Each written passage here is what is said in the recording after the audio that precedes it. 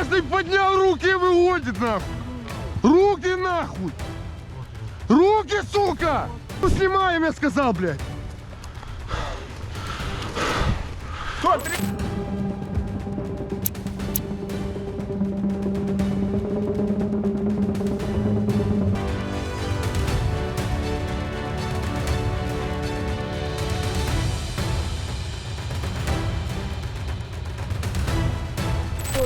Сталин, где ваше оружие? Да, мы же скинули его. Ты туда, быстро. Куда? Да, уже ходит? Да.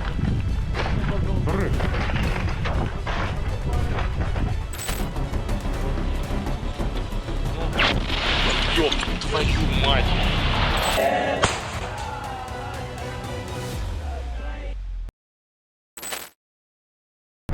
The key location was a building identified as a hideout for several Russian troops.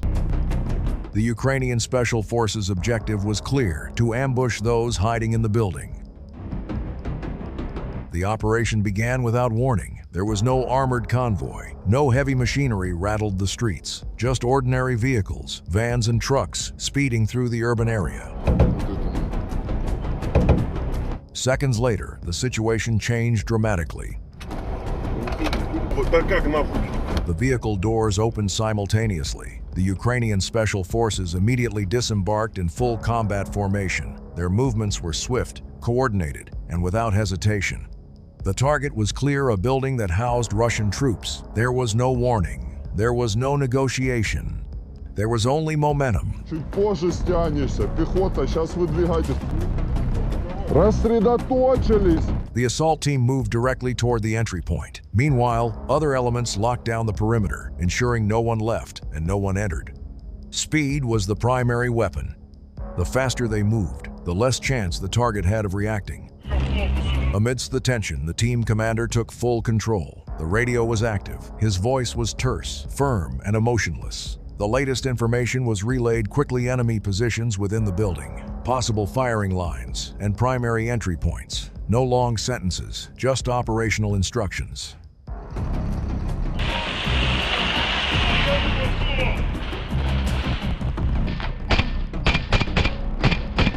Ukrainian Special Forces immediately switched from standby to assault mode. Weapons raised, formations tight. Their focus was singular: penetrate the building before the Russian forces could form a response.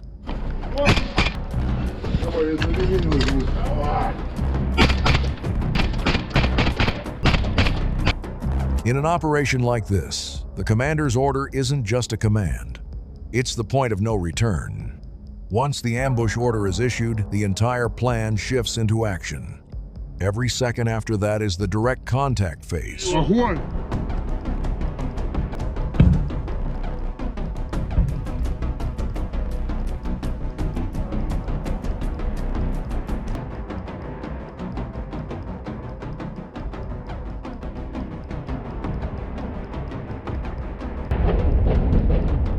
Связать руки и выдвинуть их из поля, чтобы они... The assault team charged in at full speed. The first room was immediately captured. Movement was swift. Firing angles were locked. Every opening was secured. There was no room for confusion.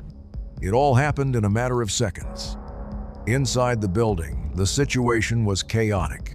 Some Russian troops closest to the entry point didn't have time to mount an effective resistance. The shock effect was working perfectly. They shifted from their primary defensive positions and lost coordination. The team commander issued instructions. Рачок, там человек 5 наших.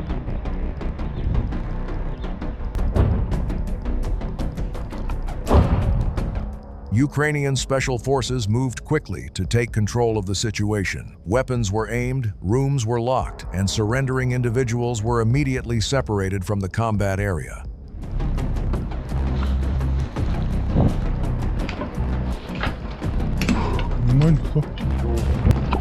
Хорош. Давай, блядь.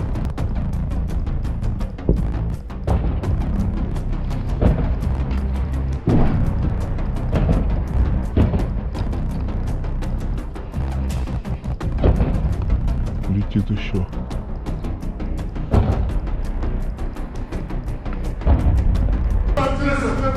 Several personnel were secured at the initial contact point. Hands were raised, positions were checked, the surrounding area was re-swept to ensure there were no hidden threats. All procedures were swift, systematic, and without pause.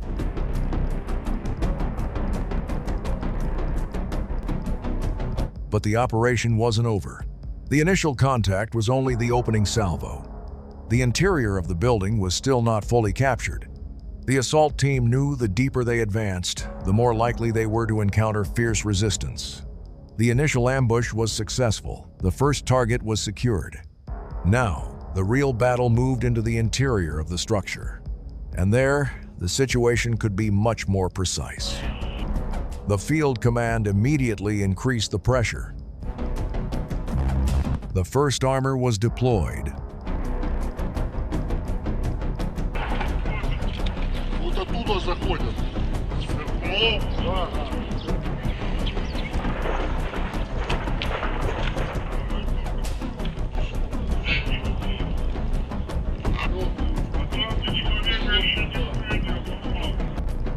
The combat vehicles advanced toward the building, their noise shattering the tension surrounding the area. Their presence was not simply additional protection, it was a psychological shockwave. The message was clear. Any resistance would be met with immediate force. Ukrainian Special Forces seized the momentum. With the protection of the armored vehicles, they expanded their control of the area. Vulnerable points were secured, additional entry points were controlled. Potential firing positions were closed one by one.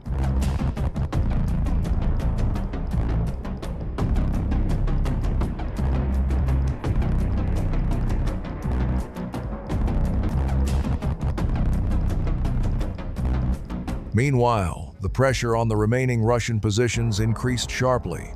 The infantry advanced under the protection of the armor. The building was not only captured, it was locked down from all sides.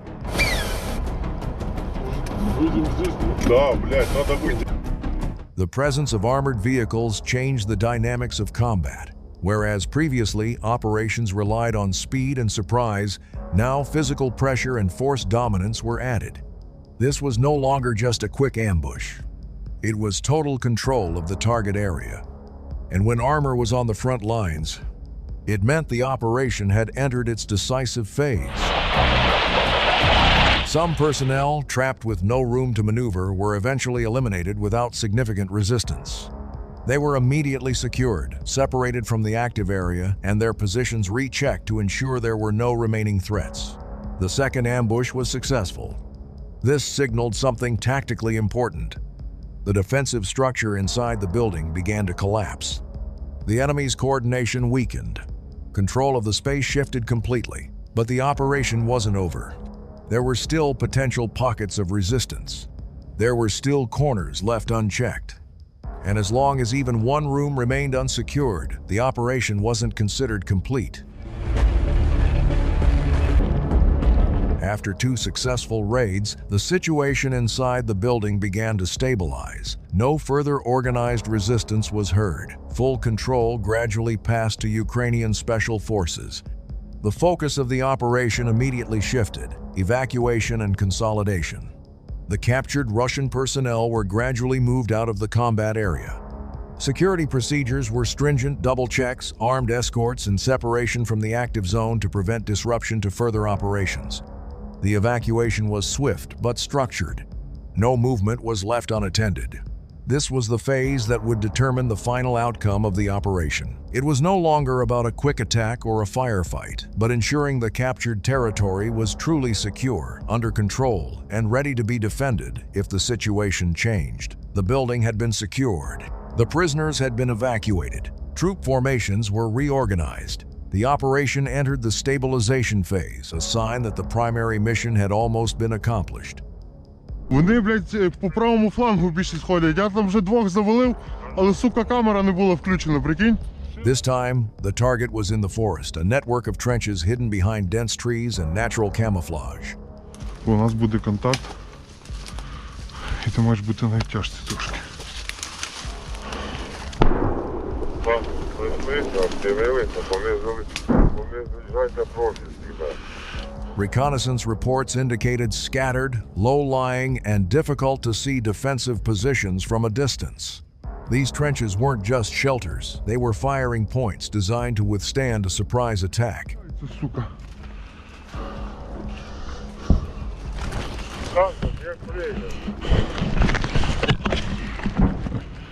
Плюс принял. Ukrainian Special Forces approached slowly through the dense vegetation. There were no vehicles, no engine noise, just the silent movement of tree trunks and thick undergrowth. In such an environment, the enemy could be just meters away without being seen. Кто сюда, блядь? Зараз тут прилатаю його рюкзачок, нахуй. Тут наразка є. О, друзі. Тут одноразка. І граната. Ляти криса, сука! The formation widened. Surveillance intensified. Every bump, every shadow, every crevice of the ground was examined. The first trench was detected. The low position, covered by branches and leaves, almost blended into the forest floor. It was a typical static defensive position, difficult to see, but deadly if left active.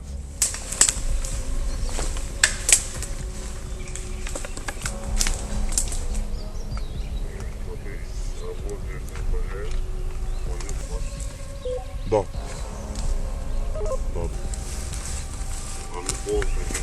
Troops moved quickly to close the distance before the trench occupants could react. Fire angles were locked from several directions. Retreat routes were blocked by security elements.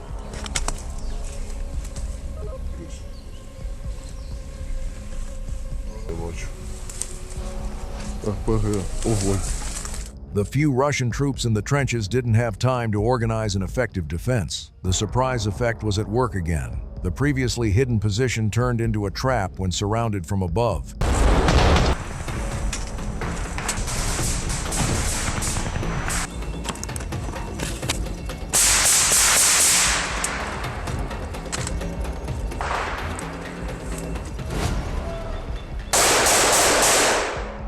Contact was swift. Control of the area was gained. Trenches were secured one by one. But the jungle never has just one position. If there's one trench network, there's usually another nearby.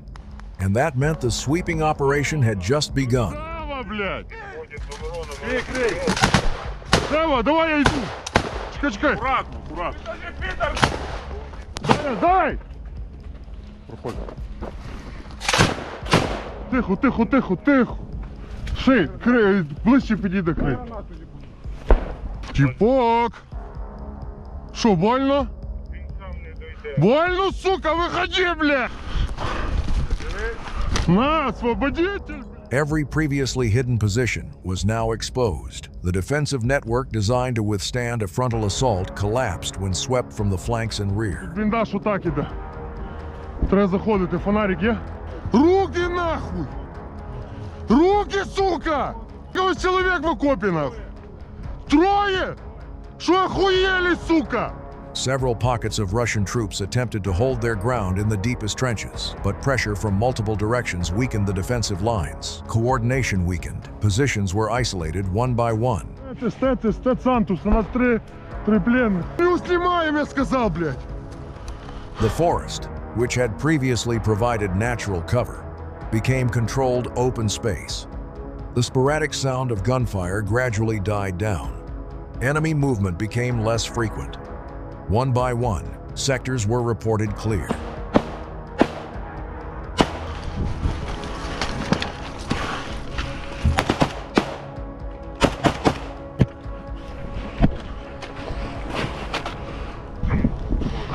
This was not just a successful ambush. This was a complete dismantling of the field defense system.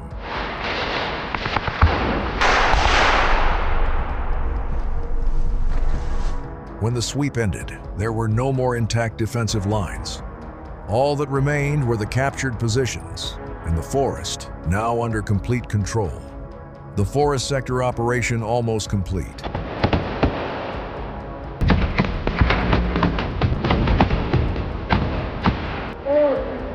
Алло!